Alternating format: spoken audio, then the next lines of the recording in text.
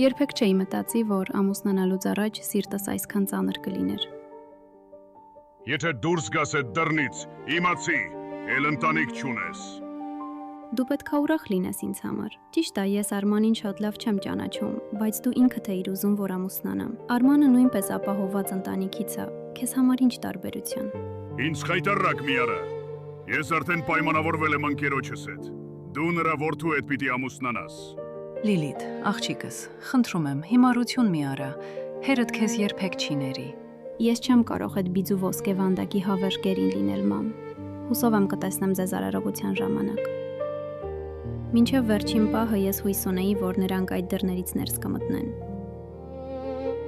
Բայց ավաղ։ Չնայած այդ ամենին ես համոզված էի, որ ամեն ինչ թողնում եմ ավելի երջանիկ ու խաղաղ կյանքի համար։